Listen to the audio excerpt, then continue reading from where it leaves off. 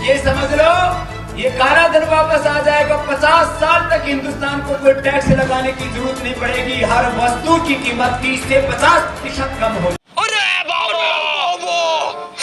तो यहाँ 2.25 आँख वाले नौटंकी वो ड्रामेबाज लाला रामदेव और ई जो है ना, ई बतवा को 2012 में बतिया रहे थे किस तरह से लोगों का चूतिया काट रहे थे। ये तो आप लोगों ने देख ही लिया, लेकिन भोली भाली जनता को किस तरह से इन्होंने और मूर्ख बनाया वो भी देख लीजिए। हमारा सबसे बड़ा फायदा ये होगा कि फिर पेट्रोल आपको 70 रुपए खरीदना नहीं पड़ेगा। फिर कितने में मिलेगा पेट्रोल? पेट्रोल का बेसिक प्राइस मूल्य कितना है उसका?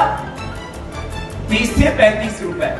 अब मिलता ही नहीं है, पता नहीं कहाँ है। कुछ बूझे? अरे नहीं बूझे। उस समय लाला रामदेव 120 या 30 का थे, लेकिन आप लोग तो पीछे ही पड़ गए। ऐसे थोड़ी होगा। इसको बोलते हैं बेसिक प्राइस, फिर उसके ऊपर लगते हैं टैक्स।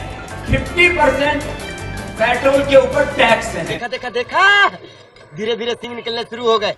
आप देखिए, लाला जी उस समय कहते थे 50% टैक्स लिया जाता है, तो आगे भी देख लीजिए।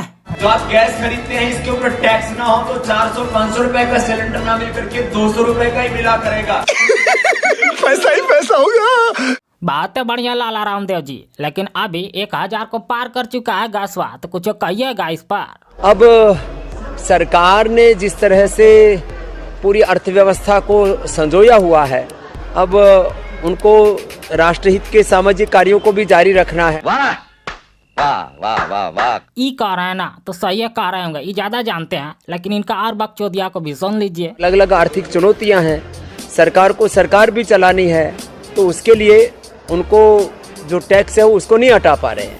चीटिंग करता है तू। वाह लाला रामदेव वाह, तूने तो मजे कर दी। जब इस देश में कांग्रेस की सरकार थी तो उस समय वो लोग घास छील रहे थे, इसलिए महंगाई डाइन थी। लेकिन अब इस देश में मोदी जी की सरकार है तो वो डार्लिंग हो गई है। काहे कि मोदी जी को सरकार जो चलानी है तो जितना मर्जी करता बढ़ा दो महंगाई को, इस देश के लोगों का खूनों को चूस लो, सरकार जो चलानी है। कभी न कभी तो ये सपना साकार होगा, ऐसी अपेक्षा है। बस हवा निकल गई। ठीक है 2.25 आँख वाले बाबा, लेकिन अब लोगों का सब्र का जो बांधवा है टूट गया, जिसके वजह से गुस्सा फूट गया। तो इसी पे कॉमेडियन श्याम रंगीला लिखते हैं, तो मित्रों वादा पूरा हुआ कि नहीं बताओ? आज पूरे देश को गर्व है, सीना चौड़ा है। बड़ा हरामी हो बेटा। तो रघुवंशी जी खूबे लिखते हैं, कहते हैं पेट्रोल खरीदने में जेब ढीली हो गई हो तो धनतेरस में तकिया ही खरीद लो, यह भी एक सोने की ही चीज है। Once more!